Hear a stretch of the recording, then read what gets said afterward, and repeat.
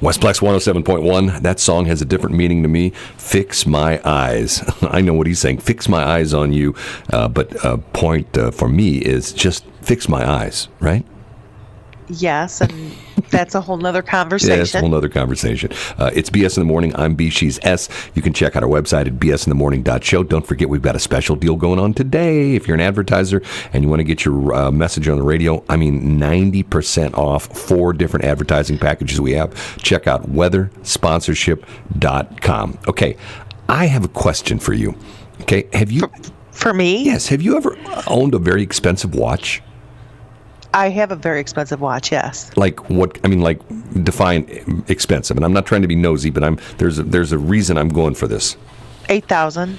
No kidding. A Rolex? Yeah. A Rolex? No, it's a Geneva. It's solid gold. Really? Yeah, it was my daddy's. Oh, okay. But you didn't buy it though. He bought it, correct? Yes. Okay.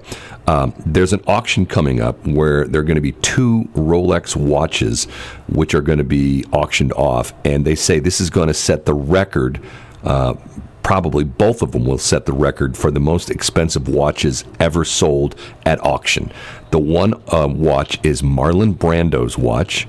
And the other, that would be a good watch to have. But the other watch is Jack Nicklaus's watch. And Jack Nicholson? No, Jack Nicklaus, the golfer. Oh, okay. Yeah. I'd rather have Marlon Brando's. Marlon Brando's? Okay. Yeah. They say that the Marlon Brando watch will possibly go for $1 million or more. The Jack Nicklaus watch is very noteworthy in that he wore it. And I find this interesting. As a golfer, I don't think I would, I remember my golfing days, and I used to wear a watch. I used to always take my watch off when I played golf. I did not know you played golf. Long time ago. And I was never any good at it. My father was really good. I was never any good, to the point where, to this day, if I play golf with anybody, they always make fun of me because I never use my woods. I use nothing but irons because I got frustrated because I never could hit a wood properly, and I got really good at irons. As a matter of fact, to the point where in my high school days, even going back to there was a couple kids a couple guys that I knew were on the golf team, and I used to go to the driving range with them sometimes, and they were really good golfers, but I could kill them with certain clubs. Like my 7-iron, I got to the point where I got really good with a 7-iron, and I could hit a 7-iron, almost 200 yards, which is like really a long distance. And I know that sounds like, there's no way you can hit 7-iron. Yeah, I used to be able to do it. And at one point in time, there was, if you know anything about golf, I experimented around with different clubs, and I actually bought a 1-iron. And if you know anything about golf, most people go like, a 1-iron? 1-irons are very rare, and there's a joke, I don't know if it's still around, but the old joke used to be there's only 2 people that can hit a 1-iron. That's Jack Nicklaus and God. And, obviously God doesn't play golf, at least we don't think he does. But anyway, the idea being is that they're going to sell these 2 watches off, and the Marlon Brando watch, actually has his name engraved on the back, which they claim he engraved by hand.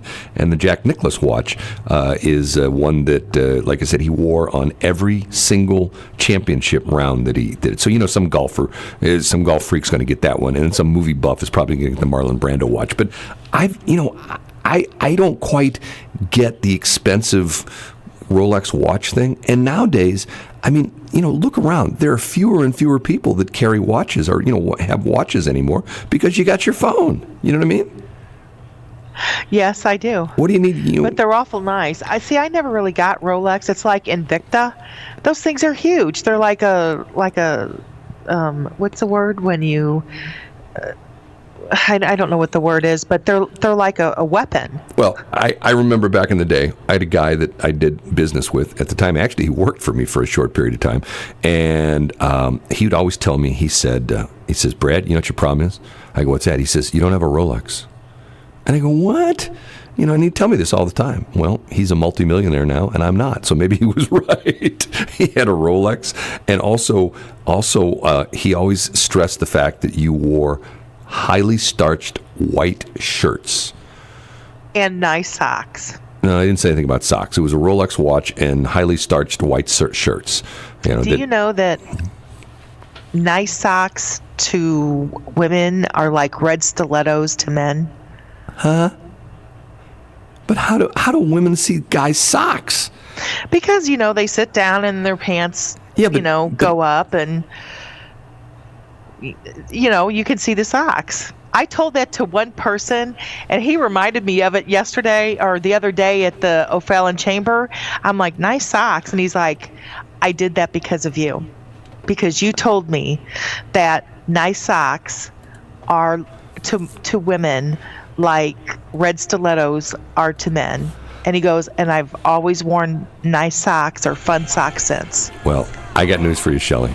When I'm not in public, I wear nice socks with my red stilettos. Westplex 107.1, give me some cash out, baby. Yes, that's my kind of line. Good morning, it's BS in the Morning. I'm B, she's S, and in about 30 minutes from right now, we will have our very own meteorologist, and what's her name again, Shelley? Jennifer Wojcicki. But I will tell you right now, it's going to be cold today. High is going to be 38. We're at 33 right now, so we're not going to have much heat at all. It's going to be pretty much cloudy. The morning should maybe have some sun this afternoon, intermittent. Might even have some full sunshine later this afternoon, right before sunset. 4:38. Isn't that depressing? 4:38 is official sunset, and it gets worse every single day until we hit the 21st, and then it goes back the other way, which I'm happy about.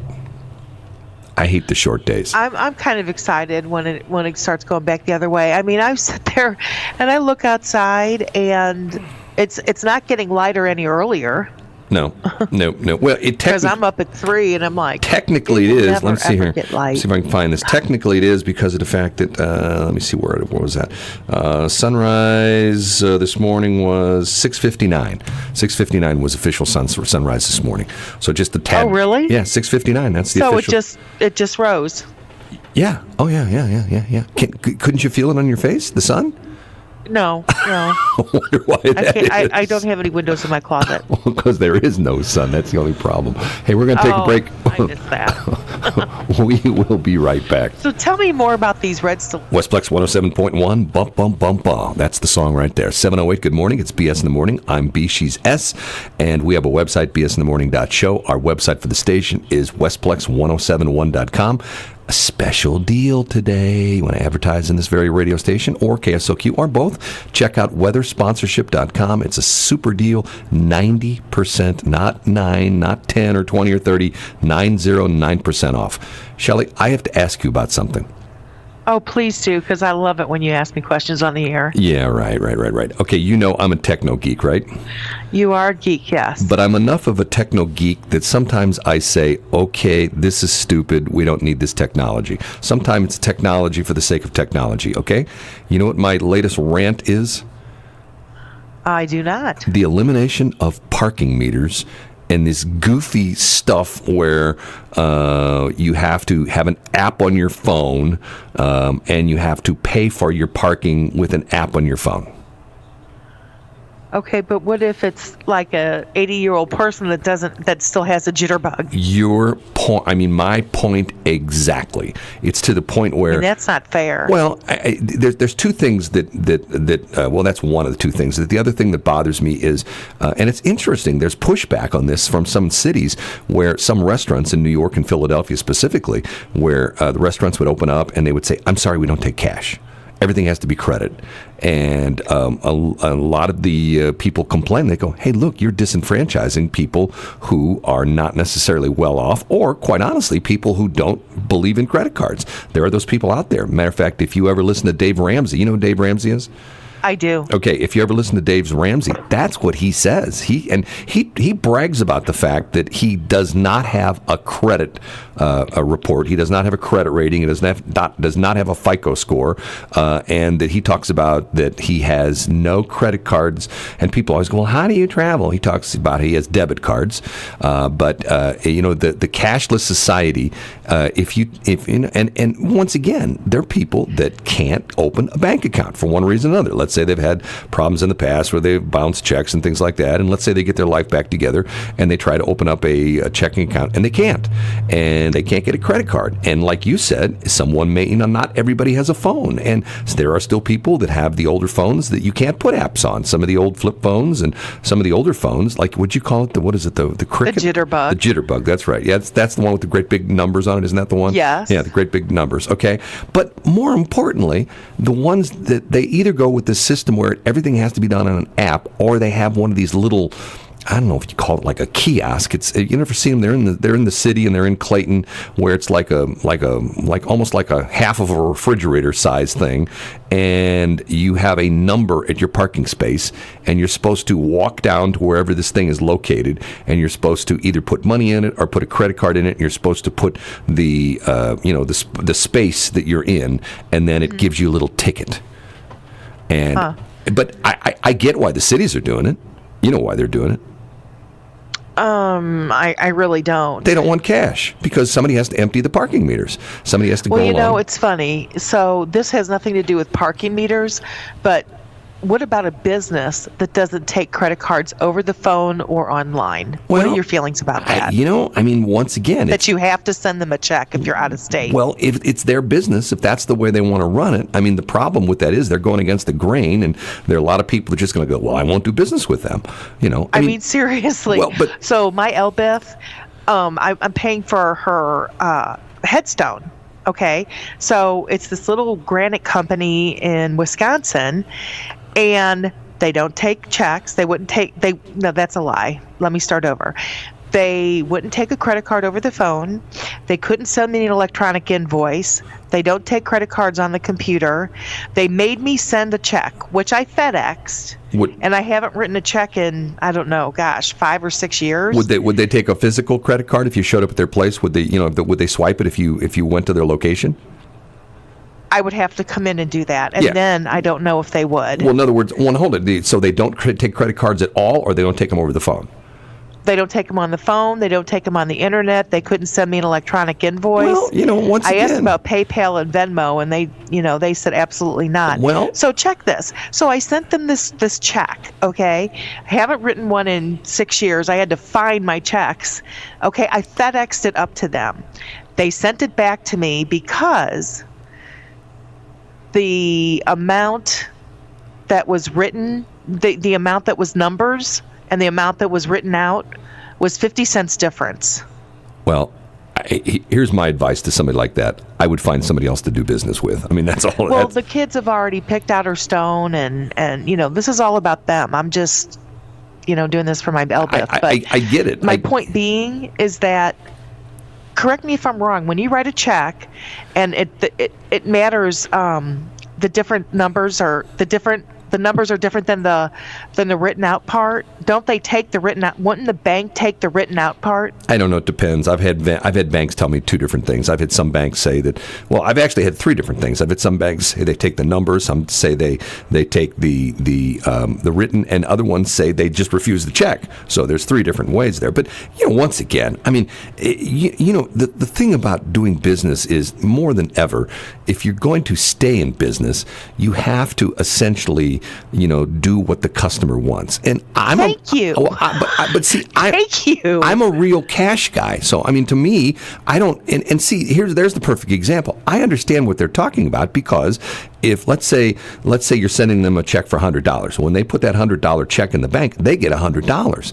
But if you give them a credit card, they get whatever the percentage that the credit card company takes. Let's say it's 3-4%, whatever. They get 96%. I would gladly pay that above that, so they wouldn't have to endure that. See, that is illegal, or at least it's against the rules of the credit card company. Did you know that?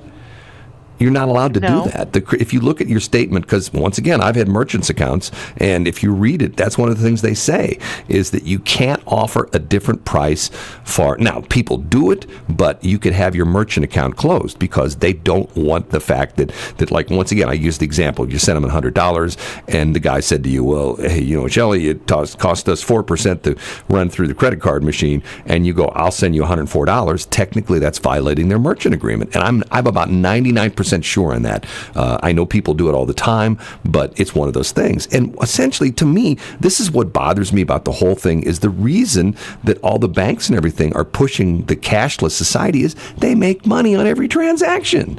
If you bring them a $100 bill, the bank doesn't make any money on that. They don't like it. They don't like touching the money. They don't like touching anything anymore. They just want it all to go, electronically. And even to the point where I've always had a problem with this is that, I have a friend of mine, a good friend of mine, who's an attorney, a criminal attorney, and she represents guys that, once again, I'm not saying that they're, white as the driven snow, but she represents guys who have been stopped on Interstate 44 when the police search their car. They've got $20,000 in the trunk. And guess what happens? The police take the money. Because you know what the reasoning on that is? Well, because they think it's drug money? Yeah, because who rides around with $20,000 in their trunk? And to the point where, you go back 100 years. Somebody that's going to go buy a monument. Well, no. I mean, but see, once again, why is cash criminal? Why is it that, there are still people around who went through the Depression. Okay, people who were born in the, and they've got cash in their safe or cash in their mattress. Right. That's true. That my father was like that. Right. They have to have cash. And this came up in a meeting I was in last week that I talked about. I was talking about the Salvation Army thing with the new thing where you can scan the use code. That QR code, which is so cool, by the way. Yes. I am so glad they're doing that. Salvation Army did that because so many people don't carry cash, and a couple people in the meeting said, "Well, I don't carry any cash." And I said to him, "Look, I don't carry cash. I spend it too easily." See, once again, if you take a survival course, and I'm not talking like you're going to be a survivalist, you're going to live in a log cabin somewhere, but if you take a course like what CERT is. Citizens Emergency Response. Response Team, stuff like that. If you take one of those courses, they always tell you, have a flashlight, have this, have that, and have cash, because of the fact that when the electricity goes out, when the internet goes down, and you try to go to the ATM and it's either out of money or it's offline or there's no power, or you try to get gas or you go to the grocery store and you don't have anything but credit cards, guess what? You don't buy anything, because if your credit card won't process, they're not going to let you take anything. So they always tell you to have backup cash, emergency cash, typically at least $100 at all times on you, literally on your body, in your purse. It wouldn't last with me. What was that? What was what? Listen, what'd you say? I didn't do anything. What did you do? I didn't do anything. Okay. Something happened. I just didn't hear it. You know what? I haven't. So it's about time that I do something. I believe that. It's 7:18. I believe that. That's what you did. It's 7:18. They don't have dog catchers in the government. Now it's 7:18. Westplex 107.1, one of those songs that you think the title should be How About You, but actually it's Tattoo. It's Tattoo. Yeah, sort of interesting. 7:22, good morning. It's BS in the Morning. I am, who am I? Who are you? You're S and I'm B. That's right. She's Brad, I'm Shelley, and that's the way we roll around here. It is. God, I had somebody tell me something yesterday that just sort of hit me the wrong way. What's that? I'll talk about it later. Can't talk about it on the air. I just thought I'd tease you with it. Some days I don't know whether to throat punch you or to hug you. Well, that's true. It is a daily struggle. Well, you'll like what I'm going to do next, okay? Okay. I do like that. Yep. That's an official Salvation Army bell ringer's bell. Yes, it was retired and given to me. It was one that came out of service, and I ring it because of the fact I want to remind you that when you see the kettle, excuse me. When you see the kettles outside, there you go, and you see the bell ringers out there, here's my little baby one. Yeah, you got a little tiny one. I turned the earrings. You have an unofficial one. Be generous. Yes, and this year, once again, it should be in all the kettles, but I don't know if it's been officially rolled out everywhere, but most of the kettles will have a sign on it that has a QR code, and Shelley and I both tried it. She has a Android, I have an iPhone, and we both tried it, and it works on both of our phones, so you can go up to it, and on my phone, I don't have the QR code reader, at least I didn't. I tried it without the QR code reader. I just turned my camera on, and I just held the camera up to the barcode, and then it came up to the webpage. And you click on the link, takes you to the webpage, and you can make your donation right online. Cashless. How about that? Salvation Army's gone cashless. Yes, well, I shouldn't say have. cashless. They still but like you your... can still put cash in, Yes, in I was the going to kettle, say, too. that's important. You still can put money in the kettle.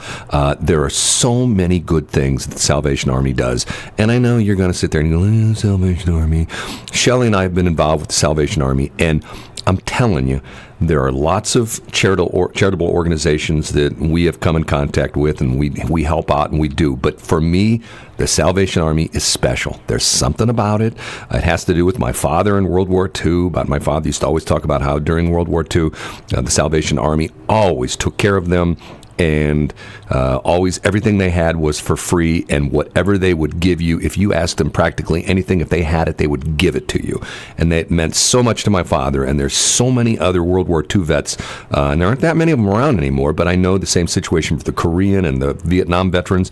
A lot of veterans know the Salvation Army does great things for the men in uniform, and not only that, they do tremendous things for people in the neighborhood, could be right down the street from you. I remember when the economy went in the toilet back in 2007, 2008, 2009, and the Salvation Army, the Corps office there in O'Fallon, where they have, a lodging where people who have lost their homes. They had people they were unfortunately turning away because so many people lost their jobs and ended up losing their homes.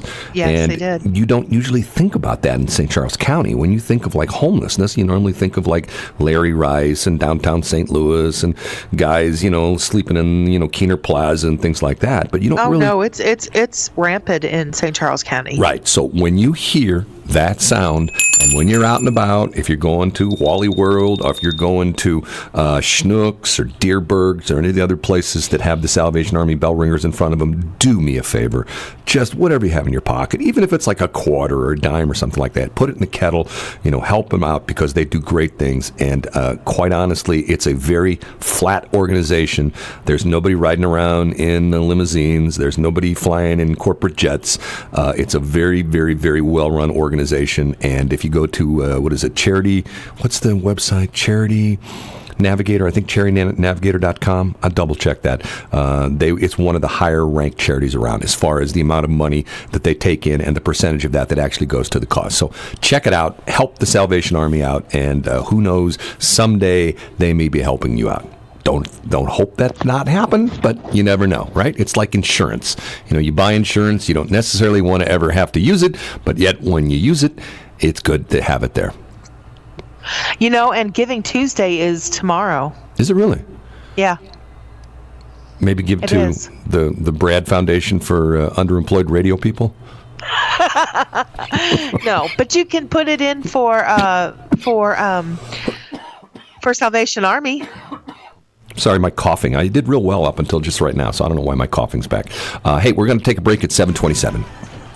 Westplex 107.1, Kelly Clarkson. Can you believe that it's been, 20 years since the original American Idol? Wasn't it? No, it has not. Oh, yeah. She was the winner. You don't believe me? I knew that she was the winner. She was the first one. American Idol I believe. Ever, I didn't know it had been 20 years. I believe it was 1999 or 2000. Here, look here. Let me see if I can find it. Anyway, we'll talk about that. I'll tell you what. Let's talk about that next break. What I wanted to talk about is something that, and I need, once again, I need your opinion on this because of the fact that, you always have the reasoned opinion. I always have the crazy, weird opinion, right? Okay. Yeah. This is about a newspaper strike, and this is specifically about a newspaper in Pittsburgh. And let me see if I can find this real. I had it here just a minute ago. I had it here already to talk about, and then it disappeared on me. It's about a newspaper in Pittsburgh. No, here it is, right here. The title of this article I read just the other day: Pittsburgh Post-Gazette journalists enter second week of byline strike. Okay? What does that mean to you? A byline strike. They're newspaper columnists and reporters, and they're not happy with management, so they've entered a byline strike. Does that make any sense to you? So isn't that their name? Yes, on the articles. On the articles? Yes. And so they're saying that they don't want to have their names on their articles, or yes. is the company saying exactly. we're not going to put your names on? No. They've said we don't want our names put on articles anymore because we're on strike. Okay, does that make any sense to you at all? No, I mean they're still working. Yes. I mean chances. I mean, so they're still writing. Yes, writing exactly the spot, right? But they just don't want their name on it because they're on strike. I guess they think that's not a strike. Well, that's a. I read that. Ridiculous is what it is. And once again, I'm not union bashing. Don't anybody say you just don't like unions. I used to be in 2 unions, and I think the unions do a lot of good. I think in some cases the unions take it a little bit too far, but that's an argument for another day. But in this case, they're upset with management, and so they've decided they're not going to put their bylines in any of the articles in the paper. And I'm thinking to myself, okay, except for the journalist nerds, who cares? I would. To me, if they're on strike, they're on strike. Yeah, but they don't need to be doing any spot pieces. They don't need to be doing their job, basically. So basically, they're trying to get away with making a point, yet still getting paid. Well, but it's more than that in this particular case. But perfect example would be, okay, in St. Louis, can you tell me one person who writes for the Post-Dispatch now? Could you tell me one person? Bill McClellan. No, he's gone. Well, he's pretty much retired. He writes every once in a while. He's had some health issues and he retired. I know, and they have him come back. Well, I saw from time to time. He actually had a. Never mind. Okay, go on. So you can't mention anybody past Bill McClellan. No, because the ones that I love are already gone. Okay, like Bill McClellan. We have a guy recently that won. Jerry Berger. It's gone. We have a guy recently that won a Pulitzer Prize. Do you know who that is? The Post-Dispatch? I do not. Tony Messenger. And I think Who, please? Tony Messenger. And I think that if you ask most people in the St. Louis area who know anything about, and not only that, the thing I think that's interesting about this is that these people work at a newspaper, okay? And I'm not making fun of newspaper. My sister used to be in the business. My sister worked at the Globe, and when the St. Louis Globe was, going out of business, she went down to Houston. She worked at the Houston Post, and then the Houston Post, the wheels fell off, and she moved over to the Chronicle. The newspaper business is, shall we say, tenuous at best. They're reinventing themselves, and some of them are starting to, do well. I mean, right here in St. Louis, the Post-Dispatch is owned by the Lee Company, and they declared bankruptcy, Chapter 11. They restructured a few years back. So it's a tough business. But here's my other thing. One of the complaints that the workers have at this newspaper in Pittsburgh is that they haven't had a raise in 13 years. Okay? Oh, well. When do you say, you know what? I don't think this job is right for me anymore, and you find another job? You know what I'm saying? I mean, isn't there? I mean, sometimes things have to come to an end. Well, isn't there a point? Sad but true. Right, but isn't there a point where you say, hey, look, it's been 13 years. I haven't had a raise. You know what? I got kids, and every year, prices go up. This goes more expensive, and my taxes on my house go up, and gas. Well, actually, gas is lower for a while, but most things. If you compare things today with what they cost 13 years ago, I think most things have seen an increase in the price. Why wouldn't you just say, you know what? This is not the job for me. I need to find a new job. I've done that before. I think a lot of people have, but it's to the point where, to me, when I read this, and once again, I'm not making fun of journalists. I'm not making fun of the unions. It just struck me, but okay, no bylines in the stories. What does that do? I mean, I don't get it. I mean, it's to the point where it's like it would be like saying, okay, the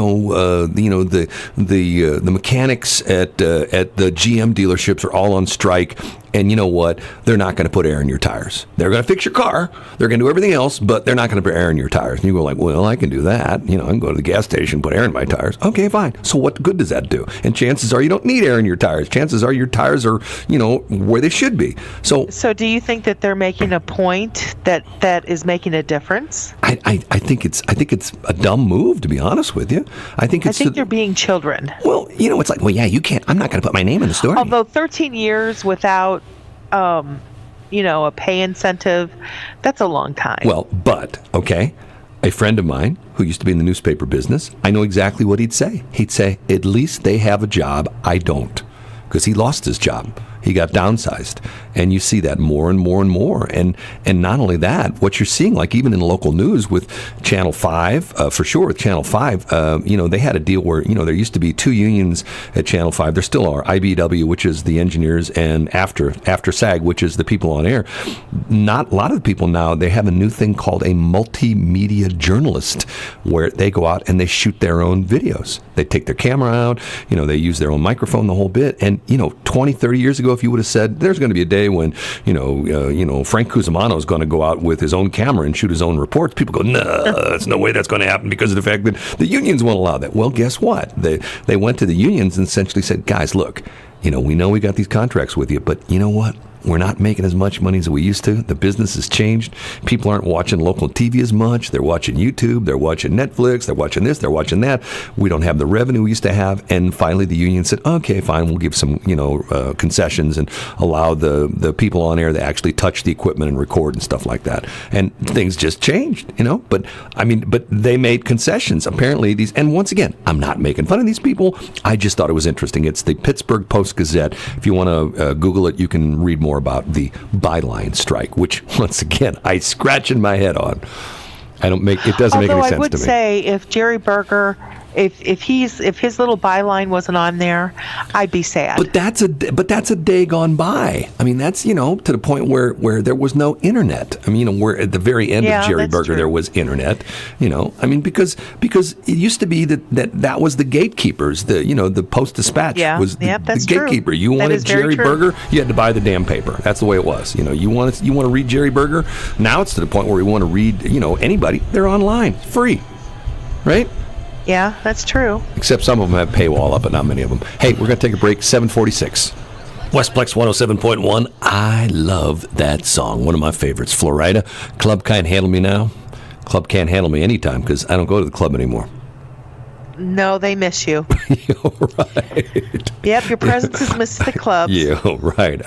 Right, yeah, I'm hanging out. Hey, man, what's going on?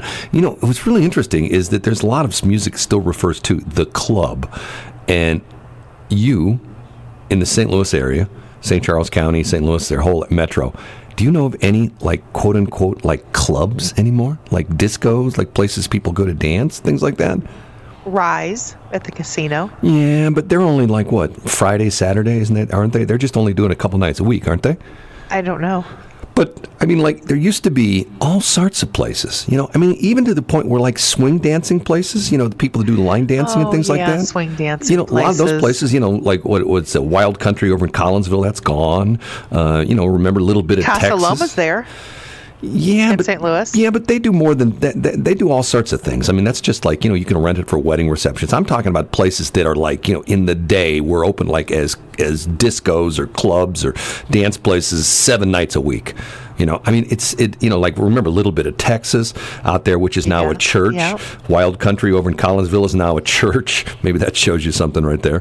There used to be the one over off of 70 over by Main Street is a church now. Which one? And it used to be. That's a story. I busted my daughter. 70 at Main Street? What are you talking about?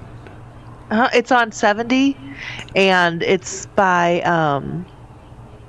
It's past Bass Pro Shop heading west from Main Street. Past Bass Pro Shop heading west. Man, I don't know what you're talking about. Did it used to be Electric Cowboy? Oh, no, that's out of Cave Springs. I don't know where it's at. I just know how to get there. Yeah, Cave Springs. It used to be, I think you're talking about the place that used to be the old Burlington Coat Factory, and they turned it into whatever it was. Yeah. Is that there anymore? I think that's gone, isn't it? In Cahoots? No. Well, In Cahoots was a little bit of Texas. They was two different names. It was In Cahoots, then it was a little bit of Texas, whatever. And originally that was the original Sam's Club, if you remember that. That going way, way, way back when, right there in Earth City. That was the original Sam's Club, the very first one in the St. Louis area. Did not know that. Yeah, and then they moved to St. Charles. And then it became In Cahoots, and then it turned into a little bit of Texas, whatever. But it's interesting. I mean, and then it's a church, and now it's a church. Yeah. There's so many. It's really funny. I'm going to tell on her. She's going to be really mad at me. But so I did not want her to go there because Who are you talking about? The the country and western place that's now the church. No, that's over off you said 7th. you said she. You didn't want her. Who's her? My daughter Tiffany. Okay, you didn't say my that. babes. Okay, you didn't say that. Because she was in high school. Yeah. Okay, and that was a time where they let kids in from 13 up. Right. They didn't have a teen night too. Isn't that what they had as well too? Yes. And I did not want her to go there, but she went there, and I would have never known unless that's back when pagers are going, that were popular. Right. And one of her friends called and said, is Tiffany there? I said, no, she's not. And she says, well, I was supposed to meet her in Cahoots tonight, and I can't get a hold of her. I'm like, oh, really? So I drove down there. I was very cool. I drove down there. I went to the DJ's booth, and I said, could you please page Tiffany Barr and tell her to come to the DJ's booth? You didn't do that. No, yes, I did. And nobody came. And then I waited for like 15, 20 minutes. I went back there and I said, could you please page Tiffany Barr to come to the DJ's booth? Her mother is here. Then people came. Who came? And she looked at me. Who came? And I looked at her. When you paged, and I was like, you come with me. You don't ever call my house again. Don't come over. Whoa. And I didn't ground her. Because I had nothing to say. Okay, I'm confused. You paged her, but other people showed up. Why did other people show up? The people that she was with. Oh. Man, I've been just the opposite with me. If I was a place like that and they said my mom was paging me, I'd duck out the door. I'd be gone. I'd be bailing out the back. They didn't do that. Well, I already saw her car. Well. And I was just like, what in your little Tiffany mind thought that this was going to be okay with me? So I just want to know. Now we know what kind of mother Shelley was. I was tough. And it's spooky as hell. I'm sorry. And despite my shortcomings, she turned out to be an amazing, amazing soul. Well, you know what? She told me once, she says, do you know the reason why I turned out to be a good person? I go, why is that? She says, well, there was this one night I was in Cahoots and my mom paged me from the DJ stand and that changed my life. I go, really? I'm sure it did. I'm sure it was eye-opening for her. I bet it was more than eye-opening. I just sat there and I didn't say a word to her the whole way home. And she's like, Mom, say something. I go, I have nothing to say. Wow. And I didn't ground her or anything. Wow. Hey, we're going to take our last break. We'll be right back. 107.1.